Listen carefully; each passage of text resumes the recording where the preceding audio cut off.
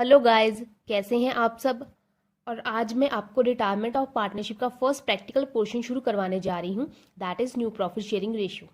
इसका आपको अलग से 1 मार्क का क्वेश्चन एमसीक्यू टाइप एग्जाम में आ सकता है। तो इसके हम सीधे सीधे प्रैक्टिकल पोर्शन जो है प्रैक्टिकल क्वेश्चन सॉल्व करने शुरू कर देते हैं। और आपको मैंने लास्ट बताया था, इसका आपको बड़ा क्वेश्चन रीवैल्यूएशन अकाउंट, पार्टनर का capital account, balance sheet exam में आता है। मोस्टली यही आता है, ये ऑल्टर करके आता है एडमिशन का या रिटायरमेंट का। तो आज हम क्या है न्यू प्रॉफिट शेयरिंग रेशियो को सॉल्व करना देखते हैं। तो यहाँ पे हम क्या है, सबसे पहला क्वेश्चन है आपके लिए, मैंने क्वेश्चंस लिखे हैं। A B C are partners with ratio 1/2, 2/5 and 1/10। A B C 3 partners हैं, उनकी profit sharing ratio 1/2, 2/5 and 1/10 given है। Find out new profit sharing ratio if B retire. हमें नई प्रॉफिट शेयरिंग रेशियो को कैलकुलेट करना है अगर बी बिजनेस में से रिटायर होकर जा रहा है। तो इसको आप कैसे सॉल्व करेंगे, सबसे पहले हमें ओल्ड रेशियो को देखना होगा। यहाँ पे आप लिख लीजिए, ए पार्टनर है, बी पार्टनर है, सी पार्टनर है, राइट, ऐसे करके। ठीक है, ए का शेयर कितना है 1/2, बी का गिवन है 2/5 और सी का गिवन है 1/10। तो इसकी आप रेशियो आपको इक्वल करके, याद है मैंने आपको एडमिशन में बताया था, मैंने रिकॉन्स्टिट्यूशन में भी बताया था। अब आप तो क्या है सॉल्व कर ही सकते हो। तो आप क्या है रेशियो को इक्वल कर लीजिए। यहाँ पे इसको 5 के साथ मल्टीप्लाई करेंगे तो इसको भी 5 के साथ, इसको 2 के साथ, इसको भी 2 के साथ, इसका तो 10 ही है।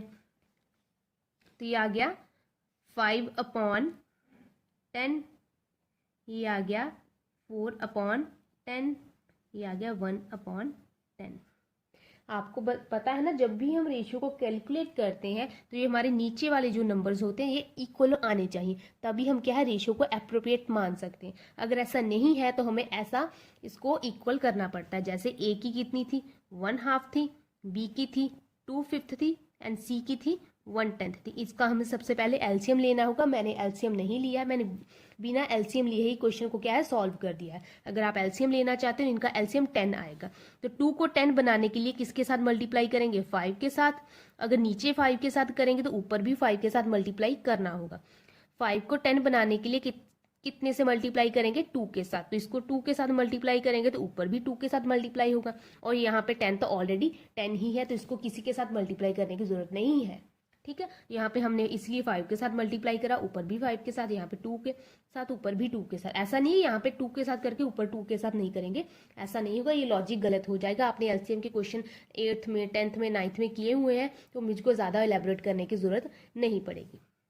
तो हमारी रेशियो कितनी आ गई है 5:4:1, दैट इज ओल्ड रेशियो। इसको हम क्या है ओल्ड रेशियो बोलेंगे, ओल्ड रेशियो।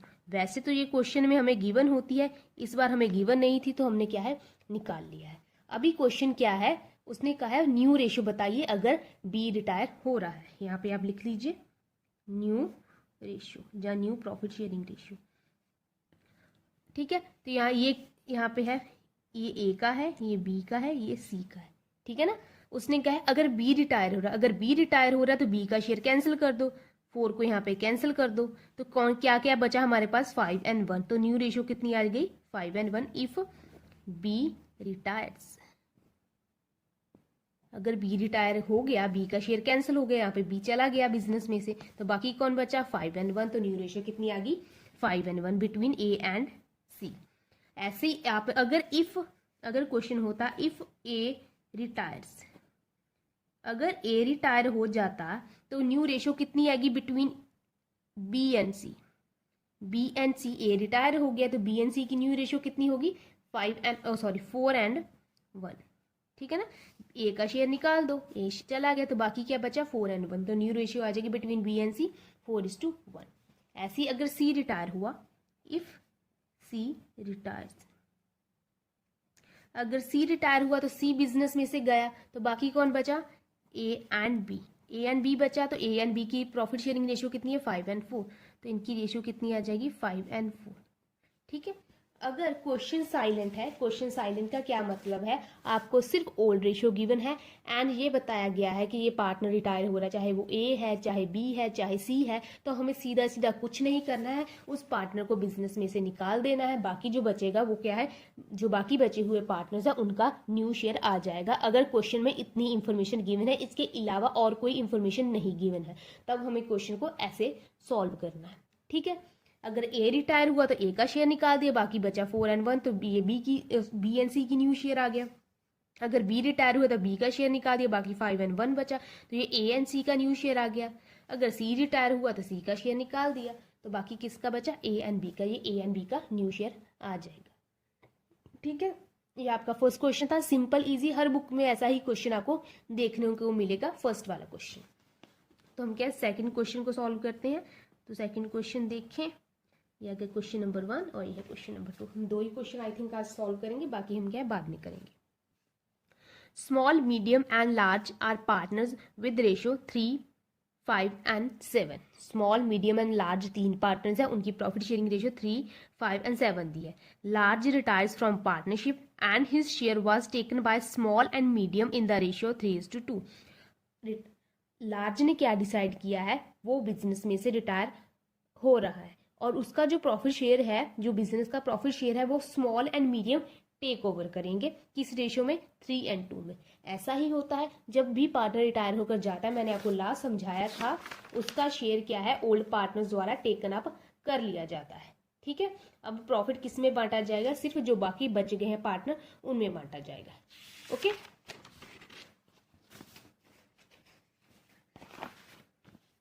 तो यहां पे हम क्या करेंगे, क्वेश्चन को सॉल्व करेंगे। सबसे पहले हम लिख लें यहाँ पे स्मॉल, मीडियम एंड लार्ज। यहाँ पे आ जाएगा small, medium and large. Okay, तो कितना प्रॉफिट शेयर है, 3, 5 and 7, तो लिख दीजिए 3:5:7। अब देखिए कौन रिटायर हो रहा है, लार्ज, तो लार्ज का कितना शेयर है, यहाँ पे लिख लीजिए, लार्ज का शेयर है 5/5 + 3 7/5/50। ये क्या है, लार्ज का शेयर है, 5/15 है लार्ज का शेयर।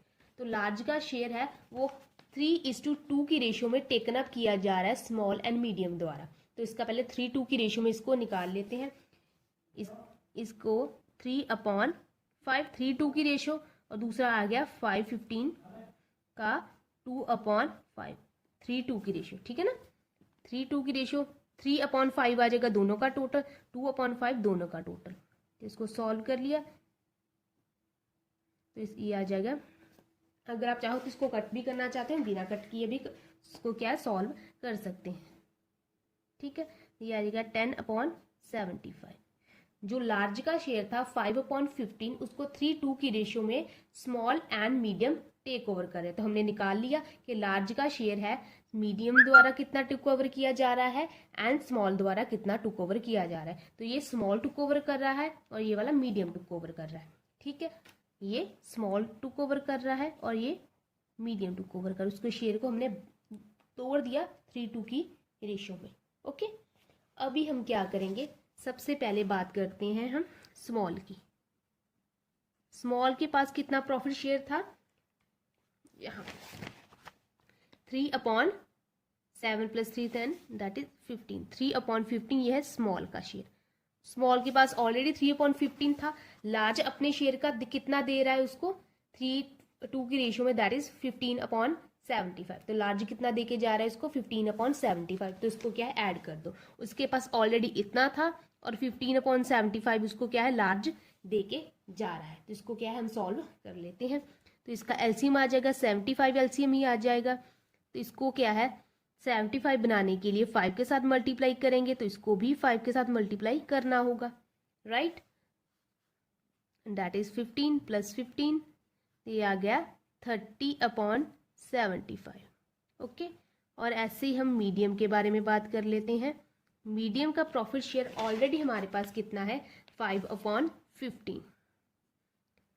ठीक है, और उसको लार्ज द्वारा कितना मिल रहा है, 10/75 मिल रहा है।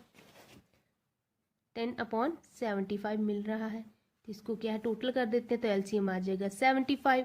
तो इसको 75, एलसीएम हमारा 75 आ गया, उसको भी 5 के साथ करेंगे, दैट इज 25 + 10 दैट इज 35/75। तो हमारी रेशियो कितनी आ गई है स्मॉल एंड मीडियम की, 30/75 = 35/75। तो इसका आ जाएगा 30:35। इसको कट किया जा सकता है, ये आ गया 6 इसको 5 के साथ डिवाइड कर दिया, इसको भी 5 के साथ डिवाइड कर दिया, तो हमारी सबसे शॉर्टेस्ट रेशियो आ गई 6/7। तो ये है हमारी profit sharing ratio, new profit sharing ratio.